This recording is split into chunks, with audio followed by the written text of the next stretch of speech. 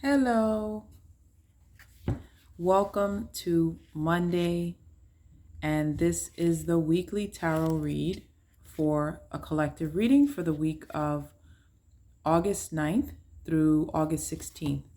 So we're just coming out of the 8-8 Sirius portal. For the astrology nerds out there, this is a time when the Sirius planet, the sun of the Sirius planet, aligned with our sun in the sign of Leo.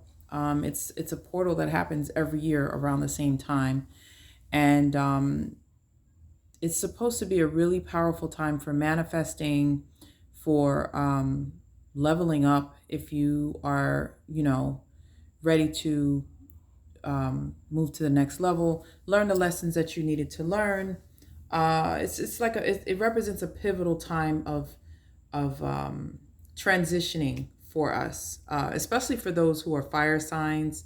And this particular one yesterday, we are still under the effects also of a new moon. We had a new moon in Leo as well. So it was a lot of Leo energy. So even those who don't have fire signs may feel more fiery. They may feel the effects of all of that potent energy in the air. So take advantage to achieve some goals and leave some things behind. New moons are a good time to bring new energy in because it's a new cycle. So we are technically still in the beginning of the month. So technically it's still a new month. So you want to welcome in the energy that you want for this month. So, if you want to have obviously more money, more miracles, more divine appointments, things like that. Like I said, my biggest recommendation, I love working with bay leaves. They're such a magical herb. They're really nice. And it's just a nice ritual to write your wishes on them. You can burn the ashes and either scatter them to the wind, or you can save them and, just have a ritual of it. If you like to, burn things, burning in esoteric circles is a way of making things happen faster. So you're not burning them just because you like to see things burn. It's like lighting candles in a church ceremony. It's ceremonial or ritualistic, but you can also write them down. You can bury them. You can because you want you want it to kind of grow. So burying it, some people who are kind of earthy will bury it because it represents planting a seed of the wishes. So I mean, you can play around with it, but again, it is a time to really sit and meditate on what new energy you want to bring into this month or continue on in this month. So we're going to do the weekly read for the collective. I'm shuffling now as we speak. I have my crow tarot deck, which is basically the traditional Rider-Waite tarot with crow artistry. So it's basically the same thing, because I'm actually going to follow it up with the traditional Rider-Waite tarot deck as well, to see what the collective energy is. So I'm doing a shuffle now and just say a prayer, asking Spirit to guide our reading, asking for the collective to get the insights that we need for this week, those who are tuned in, and those who are meant to see this message. So just doing a quick shuffle here to see the energy for this week. So the main card for this week, the main energy is the Ten of Wands. The Ten of Wands that popped out. And underneath the deck, we have the Ten of Swords. We have 10 and 10. So the Ten of Swords is a painful card. It represents, it really represents all kinds of very challenging things in life: betrayal, being backstabbed, dealing with a lot of painful issues. But because it's 10, it represents that's it. This is the being done with this phase. So this whole Ten of Swords phase, whatever you're in that's right now a Ten of Swords, it's actually good news, because it means that you have already reached the bottom of this phase. So there's no place but up. I'm an optimist. You have to look, look on the bright side, because the dark side is going to always be there, because we live in, that's part of life, having challenges and overcoming them. But yeah, the Ten of Swords is about coming, it's an end. 10 is completion. 10 is the end of, a suit. It represents completion. So, whatever cycle of pain that you were in, the energy for this week is that this cycle is ending as long as you do the work, because the 10 of Wands is a lot of work. It's a lot of burdens. It means that, you have a lot to do. I've already started feeling that energy. I was working on Sunday. It's work that I enjoy. So I remind myself of that sometimes if I get a little overwhelmed, because I tend to pick up a lot of different things. I have a lot of mercurial energy. So I tend to, have a lot of projects going on all at once. But they're all projects that I enjoy. And that's what I remind myself of. It doesn't necessarily mean that the work that you have to do is burdensome if you have the right attitude about it, but it's still work. And in order to come out of this cycle, you're going to have to do the work.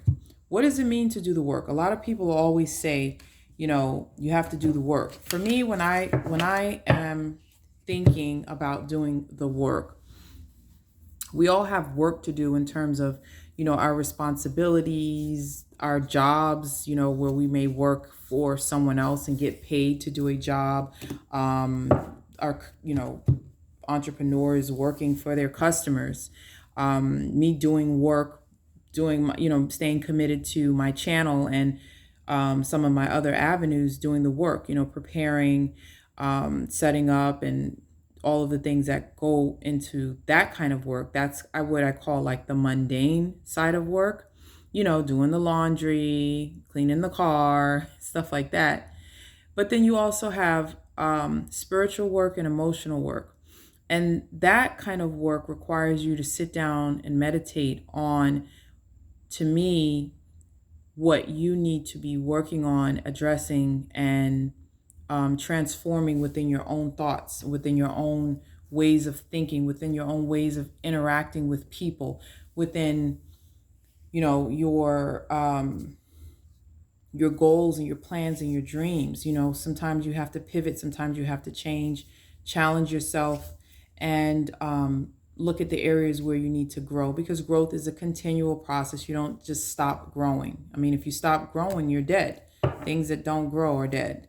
We are organic matter. So, that's how I look at it. So doing the work to me is a daily thing, where you're taking stock to show gratitude, to make sure that you're interacting properly with your own conscience, with the own God conscience that lives within you, to make sure that you are, being fair and respectful of others and yourself, not giving away too much of your energy and your time, but at the same time, finding a way to show love. These are things that I try to look at internally, doing the work and adjusting as necessary, because it is work to challenge your own self. You can fool a lot of people, but you can't fool yourself. And then by the same token, you have a lot of people who think they know you. And if you don't know yourself, you'll be at the mercy of their opinion. But, when you know your own self, the only person that you are trying to outdo is yourself. So, doing the work to come out of the Ten of Swords energy, because the Swords energy also represents thoughts. So being able to do the work to work on our thoughts, not playing the victim, it's perfectly natural and normal to do that. We all deal with that at some time, especially when we have so many challenges and we deal with so much.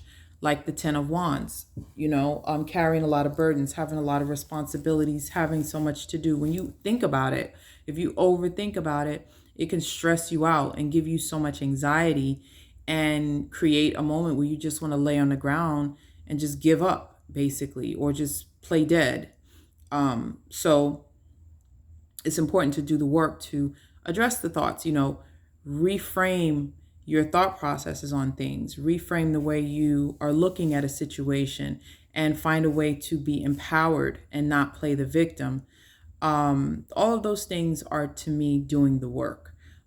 Addressing, because you can't change people. You sometimes can't change, certain circumstances, but you can change the way you view them, and you can change yourself.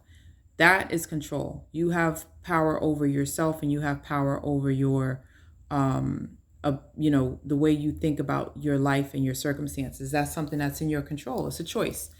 And so, yeah, so that's part of doing the work. So now that was the main energy for the week. The 10 of Wands, which is about doing the work, handling your responsibilities, but doing so with a good attitude. I'm going to do another shuffle from the Rider-Waite to see, what Spirit has to continue to say on this, because the 10 of Swords is a very heavy energy. And, I found this to be true just in my own friend group, talking to people that I know this week. People are really dealing with heavy stuff. We still have COVID.